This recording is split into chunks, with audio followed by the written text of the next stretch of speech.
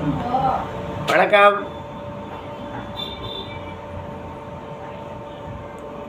தாவேகா செய்திகள். தமிழக வெற்றி கழகம் தலைவர் விஜய் அவர்கள் ஈரோடு கிழக்கு தொகுதி இன்னும் முடிவு செய்யாமல் இருக்கார். ஆனால் பிப்ரவரி 5ஆம் தேதி தேர்தல் சொல்லி தேதி அறிவிச்சுக்கிட்டு இருக்காங்க. நாமினேஷன் தாக்கல் பண்ணுறது வந்துட்டு இது ஜனவரிலேயே இருக்கும். இன்னும் முடிவாகாமல் இருக்குது. ஆனால் நாமினேஷன் தாக்கல் பண்ணுற கடைசி தேதி வரைக்கும் நம்ம எதிர்பார்க்கலாம். ஏன்னா இது ஒரு முக்கியமான தேர்தல். இடைத்தேர்தல் ஒரு வருஷம்தான் இருக்குது. ஒரு வருஷம்தான் அப்படின்லாம் பார்க்கக்கூடாது. இது எப்படி பார்க்கணுன்னா, இதை ஒரு நம்ம கட்சிக்கு வாய்ப்பாக பயன்படுத்தணும். அதாவது நம்ம கட்சியை ஆரம்பித்து ஒரு வருஷம் ஆக போகுது. பிப்ரவரி 2 தான் கட்சி துவக்கத்தை அறிவித்தார். அதே பிப்ரவரியிலேயே 5ஆம் தேதி கூட தேர்தல் வருது. இதெல்லாம் ஒரு லக்கான இது. அவர் தேர்ந்தெடுத்த நாள்கிட்டே வந்திருக்கு. அதனால் கொஞ்சம் சிந்தித்து செயல்படணும். தலைவர் என்ன பண்ணாங்க தெரியல. இது கூட அந்த பட்டிமன்றத்துலலாம் அந்த 4 பேர் பேசுவாங்களே, அந்த செய்தியாளர் கூடத்தில் பேசுகிறதுல தம்பி மணின்னு ஒருத்தர் பேசினார். அவர் வேட்பாளர் போடுவாங்க அப்படிங்கிற மாதிரி ஒரு தகவல் வந்திருக்கு. அது சரியான தகவல் இல்லை. அறிவிப்புனா எப்போவுமே முதல் அறிவிப்புங்கும்போது தலைவர் விஜய் அவர்களே அறிவிப்பார். வேறு எதாக இருந்தாலும் நீங்கள் அதனால் ரசிகர்கள்லாம் தொண்டர்கள்லாம் அந்த குழப்பம் வேணாம். முதல்ல கட்சியில் ஒருத்தர் நிப்பாட்டுறாங்கன்னா, இப்போ எப்படி இவர் செயலாளர் போடும்போது புஜி ஆனந்த் அவர்கள் அறிவித்தார், அது மாதிரி அந்த பொறுப்பில் முதல்ல தேர்தலில் நிற்க போகிறாங்கன்னா அந்த அறிவிப்பு தலைவர் அவருடைய இந்த வாக்குமூலத்தினால வாய் மூலியமாக இருக்கணும். எல்லாத்துக்கும் தெரிகிற மாதிரி இவர் தான் வேட்பாளர் அப்படின்னு சொல்லணும். அப்படி சொல்லிவிட்டு, ஏன்னா 234 தொகுதிக்கு நம்ம போராடி சூறாவளி சுற்றி பிணைஞ்சணும். ஏன்னா நமக்கு நிறைய ஆள் கிடையாது. தலைவர் விஜய் அவர்களே 234 தொகுதியிலையும் எல்லா இடத்துலையும் ஒரு தொகுதிக்கும் 5 மீட்டிங் வச்சுக்கோங்க. அப்போ என்னாச்சு, 1500 மீட்டிங்கு அட்டன் பண்ண முடியுமா? முடியாது. அதனால் இந்த ஒரு தொகுதியை பயன்படுத்தி ஒரு 5 நாள் சூறாவளி சுற்றப்படி செஞ்சால் போதும். அழகாக கைப்பற்றலாம். அதுக்கான வாய்ப்பு இருக்குது. அதை தலைவர் முடிவு பண்ணி செய்வார். இப்போ ஏற்கனவே வந்த செய்தி அது தவறான செய்தி. ஆனால் கழகத்திலிருந்து நல்ல செய்தி வரும், எதிர்பார்க்கலாம். ஈரோடு தொகுதியை நாம் கைப்பற்றதுக்கு நல்ல வாய்ப்பு. ஏன்னா காங்கிரஸ் தான் நிற்க போகுது. காங்கிரஸ் இன்னும் எந்த புண்ணியமும் இல்லை. இப்போ தலைவர் இளங்கோ அவர் இருக்கார். இளங்கோ நின்னார், ஜெயிச்சார். ஆனால் நின்று ஜெயித்த உடனே என்ன பண்ணார் தெரியுமா? கோயிலில் ஏதோ பூஜைக்கு போயிருக்காரு. திருநீர் வச்சுருக்காங்க. அந்த திருநீரை வெளியில் அந்த டவலை வச்சு அழிக்கிறத நம்மளே பார்த்தோம். அது நியூஸ்லாம் போட்டாங்க, பார்த்துருக்கீங்கள? அந்த மாதிரி பண்ண வந்தேன்.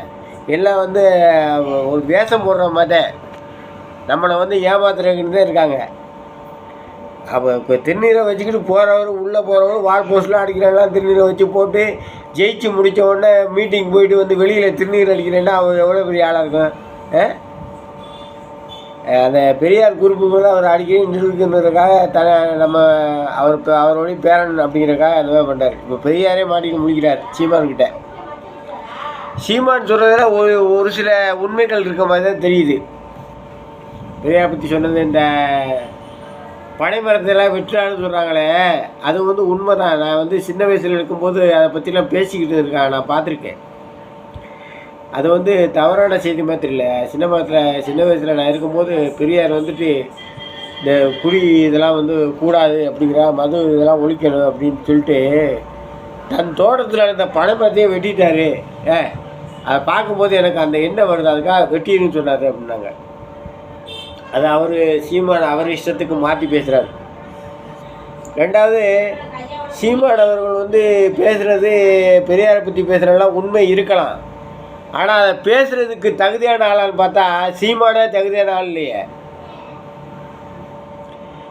அரசியலில் நம்ம இதெல்லாம் தெரிஞ்சுக்கணும் தான் இதை சீமான் பட்டியலை பற்றி பேசுகிறேன். சீமான் வந்து பெரியாரை பற்றி சொல்கிறது உண்மை இருக்கலாம். அதே மாதிரி இவர் உண்மையானவரா, சீமான் உண்மையானவராக இருந்து அது ஒரு நல்ல தகுதியான ஆள் பெரியாரை பற்றி சொல்லியிருந்தால் அதை ரொம்ப வாக்குவாதத்து போகும். இது எப்படி இருக்குன்னா, திமுகவின் கைக்கூலி மாதிரி சீமான் வேலை செய்கிறார். ஏன்னா அண்ணா பல்கலைக்கழகத்தில் இவ்வளோ பெரிய பாலியல் தொந்தரவு நடந்து இந்த பிரச்சனை ஓடிக்கிட்டு இருக்கும்போது புதுசாக வந்து பழைய பிரச்சனையை கிளப்பி விட்டு இதை அமுக்கிறதுக்கு போனால் இது என்ன அர்த்தம்? அண்ணா பல்கலைக்கழக பிரச்சனை யார் அந்த சாருங்கிறது பிரச்சாரம் மூலம் போய் ஓடிக்கிட்டு இருக்கு. பெரியார் பிரச்சனை காலங்காலமாக தானே சொல்லிக்கிட்டு இருக்காங்க. அதை இழுத்து விட்டு திமுகவுக்கு சாதகமாக செயல்படுகிறாங்கிற மாதிரி தெரியுது. இது வந்து முற்றிலும் தவறானது. இந்த டயத்தில் வந்து இதை சொல்லாமல் முதல்ல அண்ணா பல்கலைக்கழக பிரச்சனை, அதுக்கு அந்த பெண்ணுக்கு நல்ல தீர்ப்பு கிடைக்கணும். அவனை ஜெயிலில் பிடிச்சி உள்ளே போட்டு இன்னும் ரிசல்ட் வரல, எந்த இதுவும் அதிகாரப்பூர்வ அறிவிப்பு எதுவும் வரல. அப்படி இருக்கும்போது எல்லா அரசியல் தலைவர்களும் அதை பற்றி பேசிட்டு இருக்கும்போது இது வந்து கவனத்தை திசை திருப்புற மாதிரி இருக்குது. இது வந்து திமுகவை எதிர்க்குங்கிற போக்கில் அவர் அறியாமையை தன்னை இழந்து செயல்படான்னு நினைக்கிறேன் சீமான். ஏன்னா இப்போதைக்கு இந்த பிரச்சனை தேவையில்லை. இப்போதைக்கு இந்த பிரச்சனையை பற்றி பேசினா அது வந்து எப்படி போகும்னா தவறான செயலில் தான் போய் முடியும். ஏன்னா சீமான் வந்து பேசுகிறது கரெக்டுனால அவர் சொல்ல வேண்டிய நேரத்தில் சொல்லணும்.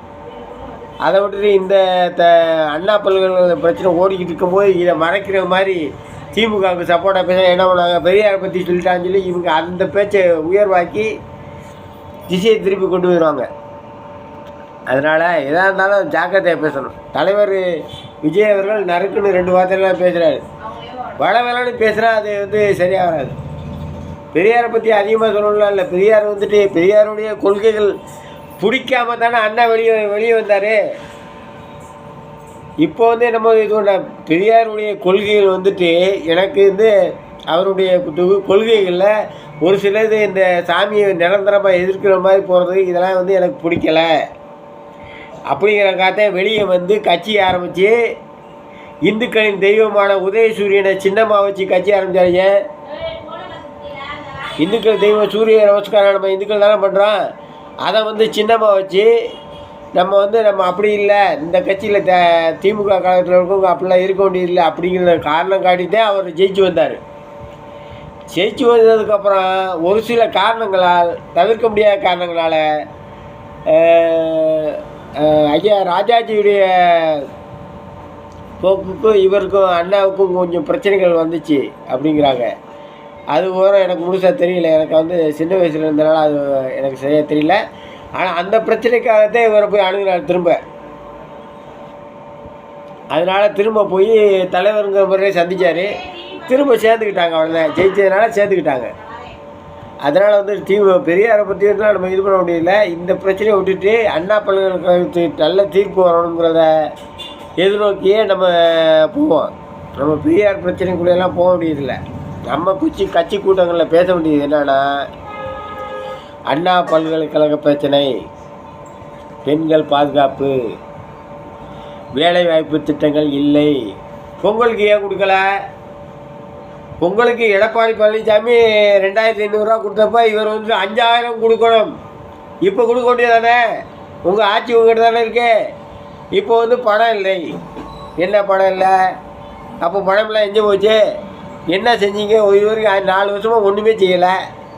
ஏற்கனவே பாலம் கட்டுறது கூட பாதியாக நிற்கிது.